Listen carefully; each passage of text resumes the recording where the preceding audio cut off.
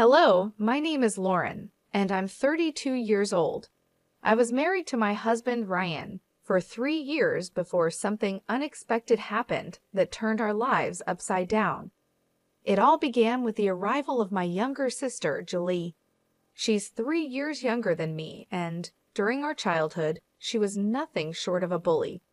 Julie had inherited my mother's striking features, sharp facial structure, slim figure, and piercing blue eyes. Meanwhile, I took after my father with brown eyes and a softer, fuller body.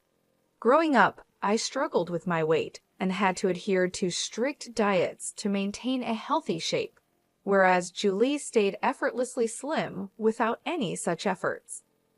Our relationship as teenagers was strained, to say the least.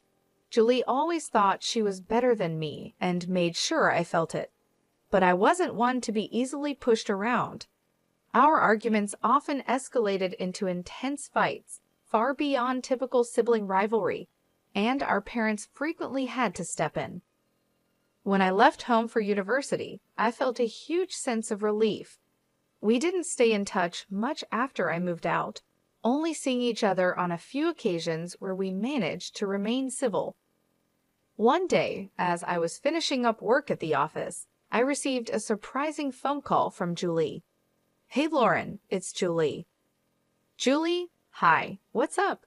It's been a while." "Yeah, I just got a job in Texas, but I don't have a place to stay yet. I'm new to the city, and it's my first time outside Maryland. Can I crash at your place for a few days until I find somewhere?" I hesitated, but then found myself agreeing. Okay. "Great. See you soon. Bye." I had moved to Texas after university for work and had settled down there. Even now, I'm not entirely sure why I said yes to her request. Julie was still single at the time, according to her mother. She hadn't found the right man yet, so she chose to stay single. When I got home, I told Ryan about the situation, and his reaction was pretty laid back. "As long as she doesn't cause any trouble for me, it's fine. We can set up the guest room for her," he said. I never told Ryan about the troubled relationship I had with my sister, Julie. To be honest, I was too embarrassed to bring it up. I wanted to leave the past behind and never mentioned it to anyone. At first, when Julie moved in, she didn't cause any trouble. She mostly stayed in her room and kept to herself. But over time, I started to notice that she was getting closer to Ryan. It had been almost 3 weeks since she came to stay with us, even though she initially asked for just a week. I knew how hard it could be to find a place in the heart of the city, so I couldn't just ask her to leave. One day, I came home and found Ryan and Julie sitting comfortably on the sofa, chatting and snacking together. It caught me off guard because it was the first time I'd seen them spending time together like that. Ryan usually came home late from work, so it was surprising to see him there early. "What's going on, guys?" I asked. "Hey, Lauren, Julie and I were just talking about our college days. Your sister is really fun," Ryan said with a grin. I smiled and nodded, trying to hide my unease. I was actually thinking maybe Julie should stay with us instead of finding another place, Ryan suggested. "We have a spare room anyway, but she's worried you might not like the idea." "If you're okay with it, then so am I replied. "She's my sister, after all." "But Ryan, how come you're home so early?" "I wasn't feeling well, so I took a half day and came home this afternoon. Julie was really sweet and made some hot soup for me. I'm feeling much better now," Ryan explained. "That's nice. Thanks for taking care of him, Julie," I said, trying to sound genuine. "Of course. Besides, Ryan is really fun to be around. You're lucky to have found such a charming man with money," Julie teased. "Excuse me," I said, feeling a bit taken aback. "I was just joking, Lauren. Relax. You still don't get my jokes, do you?" Julie laughed. "Oh, you got her, Julie. Look at her face," Ryan chimed in, both of them laughing like school kids. I forced a smile and excused myself, heading to my room. Deep down, I wasn't sure if letting Julie stay with us was a good idea. I had this nagging feeling that she was still the same person who couldn't stand anyone having a better life than hers. But I couldn't bring myself to say no to her just based on a hunch. They say instincts are like guardian angels, and mine were screaming that something wasn't right. Ryan seemed to be increasingly fascinated by Julie, her fashion sense, her diet plans, her habits. It all felt off to me. I eventually confronted Ryan about his growing closeness to her, but he just brushed it off. "Don't be jealous. I'm just being a good host to your sister," he said dismissively. But my instincts told me there was more to it than that, and I couldn't shake the feeling that trouble was brewing. I started to notice a change in Ryan's behavior over time. He became irritable at the smallest things and never missed a chance to criticize me, whether it was about my fashion choices, eating habits, or anything else. He would often say things like, "Lauren, you should really consider updating your wardrobe. Maybe you could take some fashion tips from your sister." I'd respond, "Thanks for the advice, but I think I have a pretty good sense of style, and I'm comfortable with the way I dress." But he'd snap back, "You're just jealous of Julie, aren't you? She's only 3 years younger than you, but she looks so much more youthful and attractive. Looks like you're too fascinated by my sister, aren't you?" I'd reply, feeling the sting of his words. "Damn, I think I married the wrong sister," he once joked, but there was an edge to his voice that made it clear it wasn't just humor. I shot him a look of frustration, but he just shrugged it off. "Come on, I was just kidding. Relax, honey." His so-called humor felt like a constant jab, and it didn't take long for Julie to join in. Together, they made me feel like an outsider in my own home. The situation escalated 2 weekends when I was getting ready for an office party. I chose to wear a red gown that I thought looked stunning. "Wow, that's a beautiful red dress," Ryan remarked. "It would look absolutely fabulous on you, Julie." His words hit me like a punch to the gut. Julie, lounging on the sofa, smirked and added, "Lauren's just wasting her money on these dresses. I mean, why spend so much when you're going to look ugly no matter what you wear? I feel sorry for you, darling." I couldn't believe what I was hearing. "Are you both out of your minds? Do you even realize how hateful and cruel you sound?" Ryan dismissed my reaction, saying, "Honey, you're overreacting. I just meant you shouldn't waste money on clothes that don't suit you. You should wear something more appropriate for your age, something more comfortable." "Comfortable?" I shot back. "You're only a couple of years younger than me. Besides, it's my choice what I wear. You have no right to dictate that." Julie chimed in with a smirk. "Such a narcissist, aren't you? Ryan, how did you even fall for her? Doesn't she look older than you?" "Well, she is 3 years older than me," Ryan admitted, his tone almost teasing. "Wow, that must be why we get along so well, Ryan," Julie joked. "Don't worry, Lauren. People like us just don't get your fashion sense." They both started laughing, sharing in their twisted camaraderie. That was the last straw for me. "Enough," I shouted. "How dare you both sit in my house and gang up on me like this? How dare you speak to me with such disrespect?" Julie's expression darkened, and she shot back, "You're so insecure, Lauren. Are you seriously accusing me of trying to mess with your husband?" "Don't you dare twist my words," I warned. "I'm not like you, desperate and willing to do anything to get what I want." The tension in the room was palpable, and I knew that things would never be the same.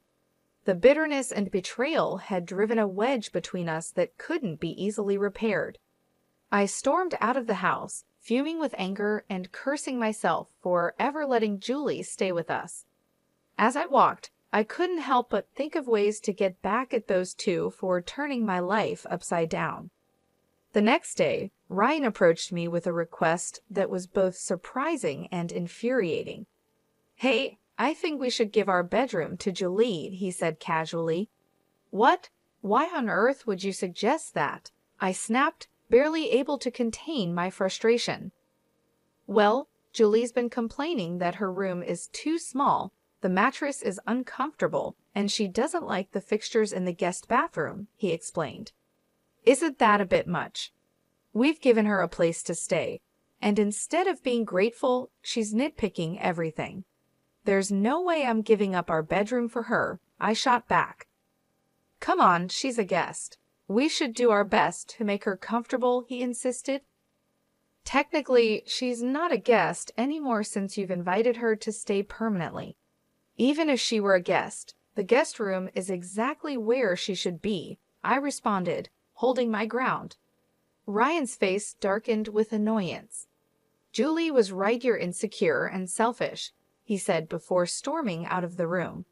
I was exhausted by their constant demands and mind games. My sister had always been jealous and spiteful, unable to tolerate anything good happening to me.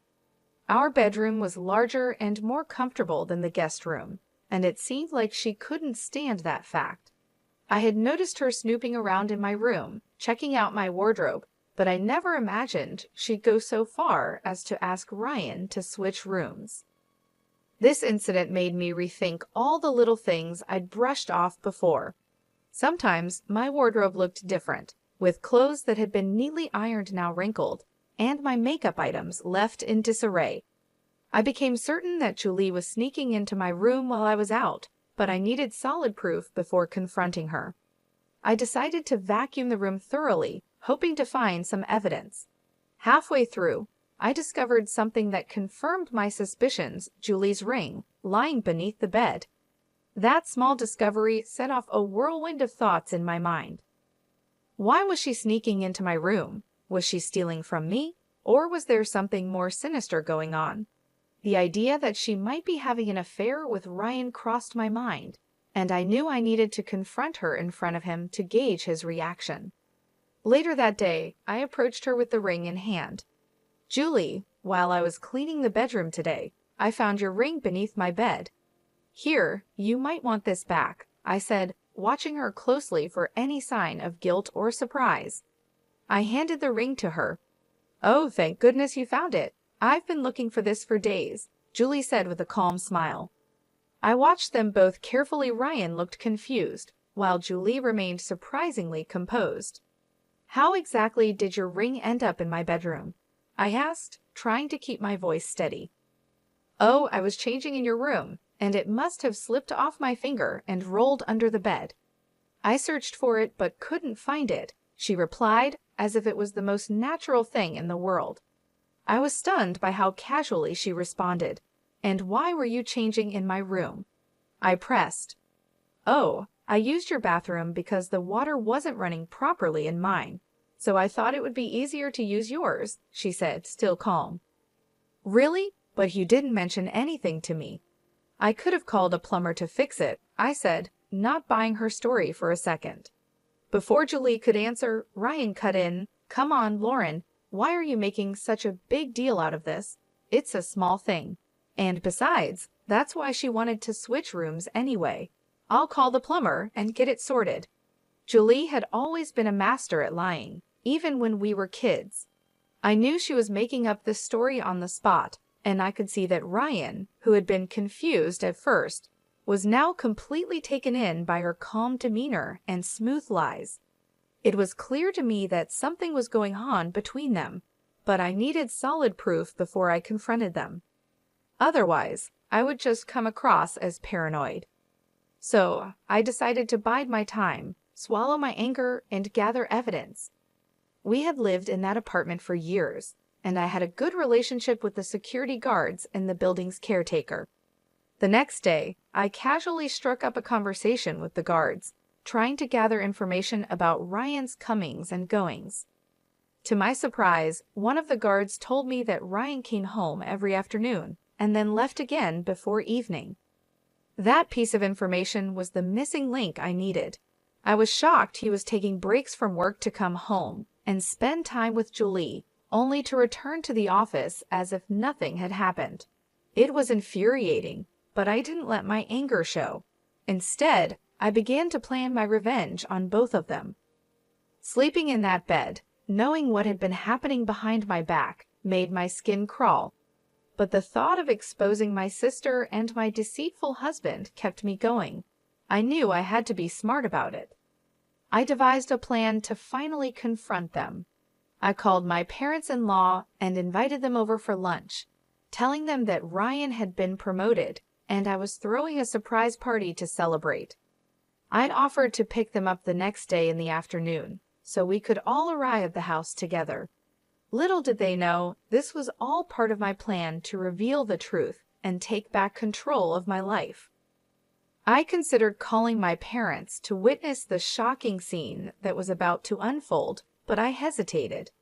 I was worried my mother might accidentally tip Julie off, so I decided to keep them out of the loop. The next afternoon, I called the security guard of our building.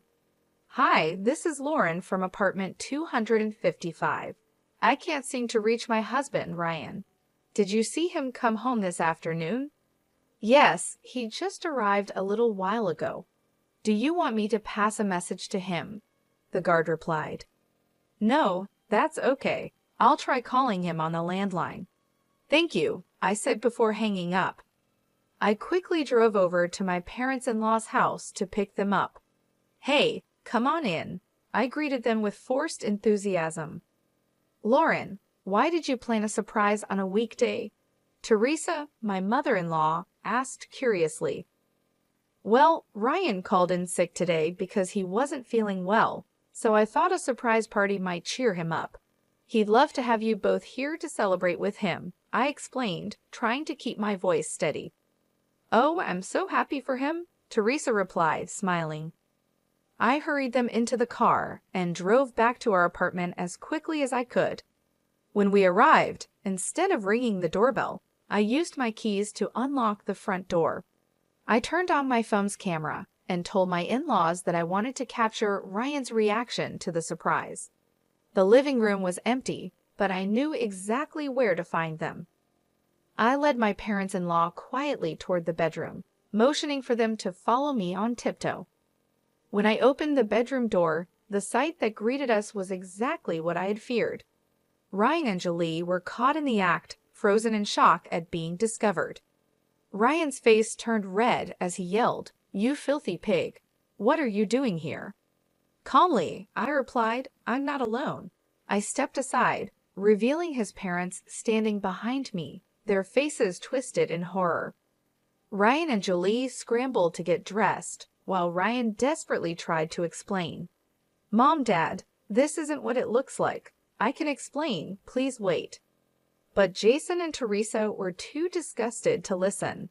They turned and left the room in shame. I followed them back to the living room, trying to hold back the tears. "Jason, Teresa, I'm so sorry you had to see that, but I didn't know any other way to expose the truth. Ryan is your son, and I knew you wouldn't believe me unless you saw it with your own eyes." Teresa shook her head, clearly struggling to process what had just happened. "I don't even know what to say. I feel so disgusted I could throw up." Just then, Ryan rushed into the living room, his voice desperate. "Mom, please let me explain. This is a misunderstanding. Both of these sisters are trying to frame me." But Jason cut him off sharply. "Shut up, Ryan. Just shut up. Don't act like you're some innocent child who can be easily tricked. We saw exactly what was happening, and there's no excuse for it." Ryan stood there, speechless, as the weight of his actions settled in, and I knew that our lives would never be the same. "I can't stand to look at you, Ryan. We're leaving. Don't you dare contact us ever again, you disgust us," Teresa said with a tone of finality. As soon as Jason and Teresa walked out the door, Ryan and Julie turned their anger on me. "You ugly, selfish woman. Always playing the victim," Julie sneered. "You've been like this your whole life. I stayed at your house, and instead of being grateful, you accuse me of sleeping with your husband? Wow, I was stupid to think you might have matured, but you're just as awful as you were as a kid." "And what about you?" I shot back. "A pathetic scumbag who's just as rotten now as ever. Why didn't you tell my husband about your lazy, couch potato teenage years? Embarrassed to admit who you really are. I've had enough of both of you," I shouted, pulling out my phone. "I'm sending this recording to Mom and Dad. They deserve to know what kind of daughter they have." Julie's eyes widened in fear. Don't you dare do that. I'll sue you for framing me. Good luck with that, I retorted. Finally, I pulled out the divorce papers I'd been carrying in my bag and threw them in Ryan's face. Both Ryan and Julie were furious, hurling insults at me as I grabbed my bags and left the house. I had already packed my things, so I didn't have to endure their cruelty any longer. I moved in with a friend for a few days until I could find a decent lawyer to help me secure alimony from Ryan. I sent the video recordings to my parents, who were horrified and ashamed of Julie and Ryan's betrayal. My parents wanted me to move back to Maryland, but I was determined to rebuild my life on my own, so I stayed with my friend. 6 days later, I received a call from my mother-in-law, Teresa. "Lauren, where are you?" she asked, her voice trembling. "Teresa, what's wrong?" "You sound upset," I replied, concerned. "It's Ryan. He's been arrested for embezzling funds from his company." "What?" I gasped. "Yes, the amount is massive, over $500,000. We need to return the money as soon as possible, or he'll face criminal charges with severe punishment." $500,000, oh my God, I whispered, trying to process the information. "Yes, and if we don't pay it back, Ryan's situation will get much worse," Teresa continued, her voice full of despair. "Then why don't you ask him to pay the money back and be done with it?" I suggested. "Julie has run off with the money," Teresa explained. "The police are looking for her, but we think she's already left Texas. Ryan transferred the money to her account to avoid suspicion, but after he got caught, she disappeared. He's been trying to reach her, but she's abandoned him." The shock of it all left me speechless. Julie had not only betrayed me, but also Ryan, taking the money and running, leaving him to face the consequences alone. I wasn't shocked to learn that Julie could do something so selfish. She was always a terrible person. "Teresa, I understand what you're going through, but after everything I've seen, I'm afraid I can't offer any help to Ryan. I'm sorry, but I just can't. But we need to find Julie and the money to save Ryan. Could you help the police by giving them details about Julie's friends and relatives where she might be hiding?" Teresa pleaded. I paused, taking in all the information. "Teresa, it's been over a decade since I left Maryland, but I'll see if I can remember anyone Julie might be in contact with." After hanging up, I started making a list of friends and relatives where Julie might be hiding. For a moment, I hesitated. Was it right to give this information to the cops and potentially get my sister arrested? But then, memories of all the humiliation and bullying Julie had put me through flooded back. I knew that even if Julie was arrested or the company got the money back, Ryan might still escape with only minor consequences. That thought fueled my determination. I decided to take my revenge on both of them and gave all the information to the police. There was no way I was going to let Julie enjoy that stolen money. One name stood out on my list: Lily, Julie's best friend. Lily was just as devious as Julie, and I had a strong feeling that Julie would be hiding out with her. I was right. 5 days later, Julie was arrested at a bar in Maryland, partying lavishly with Lily. The police investigation also uncovered that Lily was deeply involved in the money laundering scheme. It turned out that Julie and Lily had been embezzling funds from companies for quite some time. Ryan, being a newcomer to their schemes, was charged with lighter offenses and was released on bail after a few months. However, Julie and Lily faced much more severe charges. My parents, disgusted by what Julie had done, refused to bail her out. While all of this was unfolding, I filed for divorce and alimony from Ryan and Julie. Since both were in jail, they had to pay the alimony from their savings. When Ryan was finally released, he struggled to find a decent job due to his criminal record. He ended up losing all his savings to the divorce and court cases, and eventually had to take up an odd job just to get by. As for Julie, she remains in jail, rotting away with her evil friend Lily. Sometimes, revenge can be incredibly satisfying.